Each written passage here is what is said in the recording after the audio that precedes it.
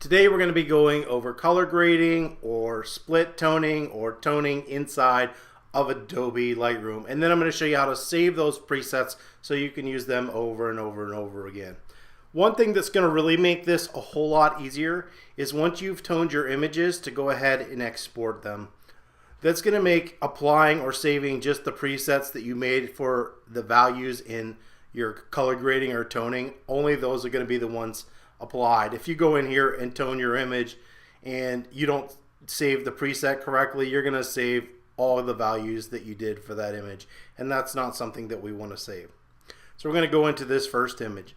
Now the idea behind color grading or toning is to kind of give it a mood. So a cool mood is going to give it kind of a dreary or a scary or a cool kind of a feeling. Warm is going to give it a warm feeling. Whatever you're looking for is going to be the type of values that you stick in there. So the first thing that we're going to do in this image, if I just go ahead and apply a split tone to this image, there's a whole bunch of colors that it's going to compete with. One thing that I do a lot of times when I'm trying to color grade or tone an image is I'm going to go in and reduce the saturation of the image. So we're just going to come up here to the saturation and reduce that. We don't want these bright or vibrant colors to kind of come in and play an effect and mess around with what we're doing. And then we're going to go down here to split toning. Split toning gives you the ability to add a specific color to your highlights or your shadows, or the same color to your highlights and shadows, or different colors to the highlights and shadows. You don't have to add colors to the highlights and the shadows. You can just do shadows. So whatever you want to do, this is giving you the ability to go in and add a specific color to those specific values. So what we're going to do is I'm just going to go into the highlights, and to bring up the colors, I'm going to click on this little gray box over here, and it's going to pop up. And notice we've got a few colors that are defaults that have been saved. And then we've kind of got a color picker over here. So if I pick up here in this bright red, you can see the highlights are getting this bright red color. If I do blue, it's giving this blue color. So obviously you're going to get a different feeling from blue than you are from sort of a warm orange color. So I'm just going to go down here and I'm going to pick a color lower on the scale so it's not as saturated, and that looks pretty good to me. We're going to pick this kind of magenta, soft magenta color. And then I'm going to click right here on this box, and that's going to close it. Now if I want to add that same color to the shadows, I can come over here to this box, and then I can simply click on the same color. And once again, I've added kind of that magenta color cast to the whole area inside this image. Now I'm going to turn this off, and then on, and then off. So for this image, I think I'm just going to keep the magenta in that area, and we are good to go. Now to save the preset, all you're going to do is come over here and hit plus for presets, create preset. Now I want to save these in their own group, so I'm going to click on the user preset and go up to new group. And I'm going to call this color grading, and then hit create. And we will call this magenta highlights, since we're basically only adding the magenta to the highlights. And we're going to click on check none. Now what did we use in this as far as toning this image? Well, we lowered the saturation and we used split toning, and that was it. So those are the only two items that we want checked in this situation, because that's all we're going to be using in this preset. And I'm going to go ahead and hit create. Now if I come over here to this next image, you'll notice that we should be able to go to our presets. So if they weren't open, and we can come down here to color grading, and there's magenta highlights, and bam, just like that, we've added magenta highlights. Now it doesn't work on this image that great because it is a black and white image, so I'm just going to Command Z this and undo that image. So for this image, we've got this black and white image of this woman, and we're going to give it a different feeling by changing the color in the shadow areas only. So I'm going to come over here to shadows, and I'm going to go ahead and click on this blue, and that looks pretty good, but I can click around and try a couple other blues to see if I like them, and if I wanted to do a different color or a sepia color or a cool color, anything that we really want to do, we can go ahead and change.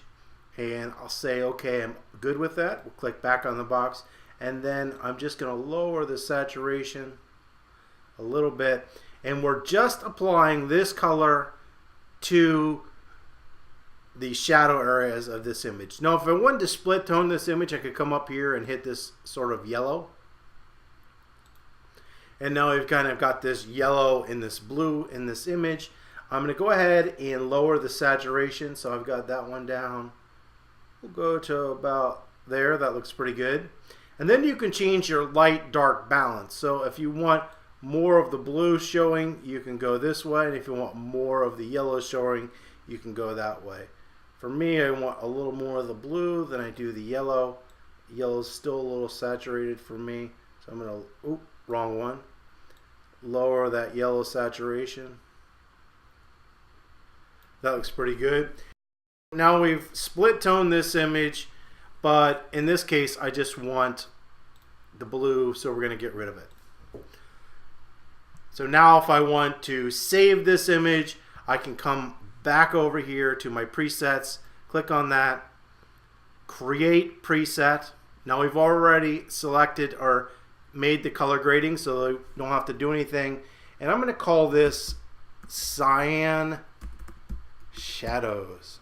And then I'm going to hit create, and notice once again saturation and split toning are the only things selected, but I can actually click on saturation and deselect that. Well, why? Because in this case I'm not actually desaturating the image, and I'm going to hit create. We are going to come over here to this image. Now this image is a complicated one. Why? Because there's a lot of vibrant colors in this image, and truthfully I think the colors being so vibrant is a little bit distracting. So we kind of have this yellowish kind of color up here on her, and then this really strong green. So what we're going to do is go ahead and split tone this image, or tone this image, to kind of make that a little less subtle. So I'm going to slide on up to saturation, and I'm going to really desaturate. And we have a ton of green in this image, and I still don't want this much green. So we've got saturation, now we've got green, and I'm just going to desaturate that until only a hint of the green is left. That looks pretty good. I could do the same thing if there was too much yellow. I could desaturate that as well. And then I'm going to come back down to my split toning values, and let's see what this looks like. We'll click on this one here. So we've got that color, and I don't like that color.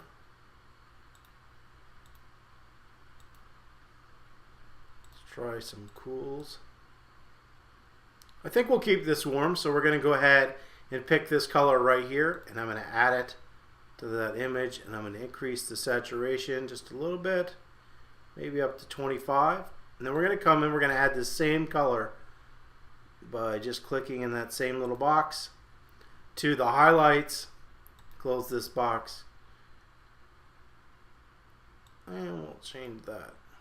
So in this case, we've added a subtle color overlay to the whole image, and we've basically used the same color here and the same color here. Now you don't have to, and if you wanted to lower the saturation of one or raise the saturation of the other, or raise or change the saturation, or do whatever you want, you can. But basically what I'm trying to do is not show you what colors to use, but basically how to do this. Hopefully this was helpful. You learned a little bit about color grading. If you have any comments or questions, as always, leave those below, and don't forget to subscribe.